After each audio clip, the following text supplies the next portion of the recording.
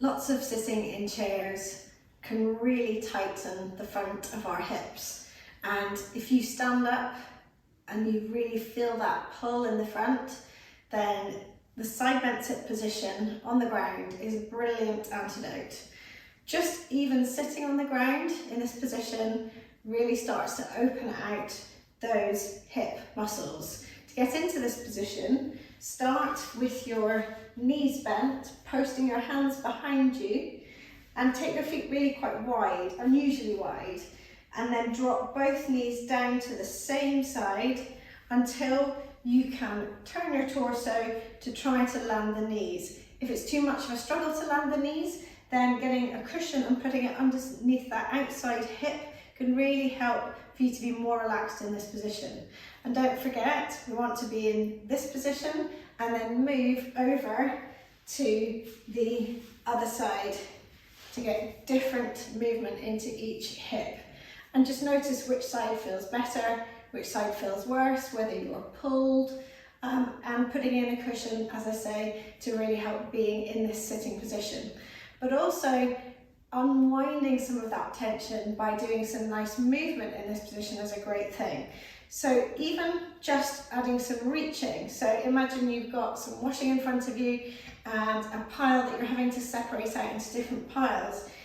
Trying to hinge through the hips to then lift and lower things. I'm just going to touch the ground all around me here. Is a great way of opening out those muscles around the hips, but also teasing out any tension and allowing there to be the muscles to act as anchors that stabilize as you move that upper body weight away, lengthening and strengthening the muscles at the same time. Remembering to swap sides. Lift the knees. I'm going to move my feet in this instance so I can stay ahead, but you can do that and move direction. Just shuffle around until you feel comfortable again, and then off you go. I'm going to move to the side so that you can see what I mean. I want you to try to hinge forwards at the hips and lift with a lovely tall spine as you do that, to really focus the movement into the hips. The other way we can do this obviously is by curving the spine, which is not a bad thing to do. It's just that it's what we often do throughout the day to lift and lower and pick things up, and therefore we avoid the use of the hips. But as we're really wanting to get those hips lovely and open and strong, today we are focusing on that hinge pattern. Okay, once you've done a few of those all around you, we're then going to move into lovely side bend sit reverses, which is my go-to favourite movement of the day. So at first we're starting by posting the hands behind us. I want you to then, as I said before, take the feet quite wide, and this time we're just going to drop the knees side to side. We're not going to go the whole way down to the ground because we're posting the hands behind. If you can, then brilliant, but it's not about getting the knees down, it's about starting to really oil into those hip joints. I'm keeping both hands on the ground, but I end up lifting one off just slightly. Just do what your body wants to do. The key thing here is that we're rolling through one side of the foot onto the base, the sole of the foot, and over to the other side of the foot. So the feet are like anchors onto the ground. Rather than shifting to move the knees, we want to avoid that. We want to keep it all about the hips. And that's what we do by this anchor position. Now we're going to add on. Taking off the back hand as we move means that we can then turn our torso away. And as we do that, we get even more movement in a different way through the hips. Reaching round and actually stretch as far as you can. Looking at the fingertips as you reach and enjoying all the different feelings through those muscles around the hips. It feels so good. Rolling from one hand, replacing the other hand, swapping over. And just do this as many times as feels good to you. But enough that you really start to feel loosening feeling in the hips, and that it becomes easier, more efficient, and therefore more pleasurable. Okay, and now we are going to take both hands off. If that's the level that you are happy with, then stick at that level for now. It's not about getting to the highest level, it's about getting the best movement in that makes you feel good. So instead of leaning into the hand, now we are going to curve the spine, because we're going to tilt onto the back of the pelvis, counterbalancing with the hands, so that we can then bring those knees through in front of us and then sit up at the other side. I love the feeling here of having a tall spine moving to a curved spine and then back up again.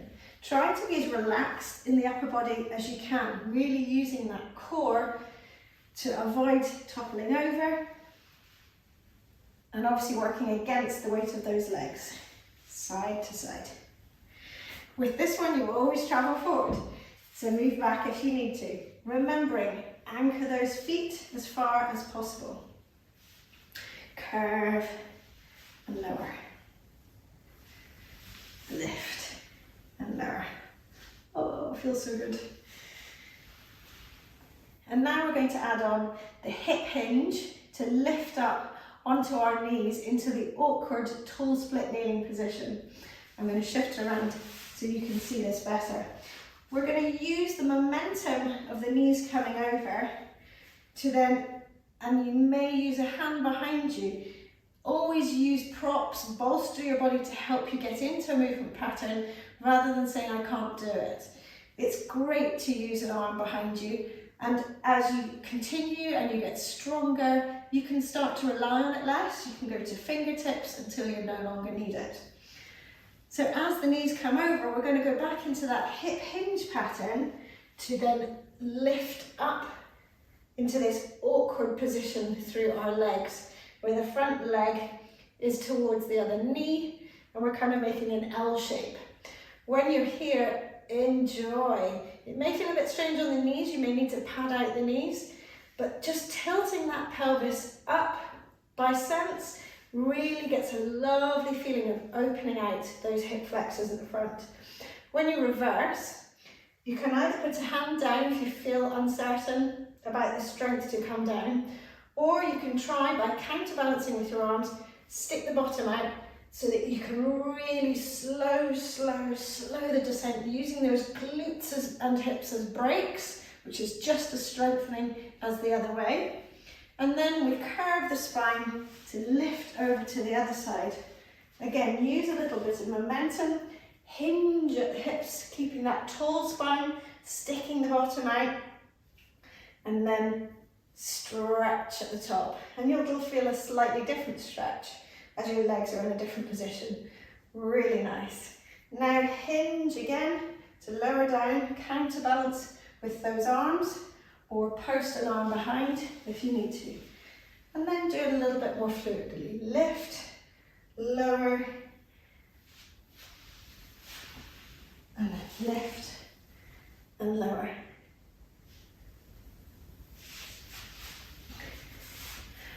I hope you've enjoyed these different side bent sit movements. There's lots of them there to practice throughout the day.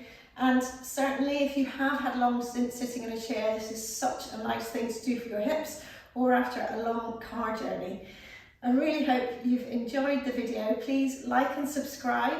And if you would like to work more on loosening up the hips and really looking at the whole body movement pattern, then please go to my website, reclaimemovement.co.uk, to find out more about how I can help you, including my membership, which has lots of videos like this one.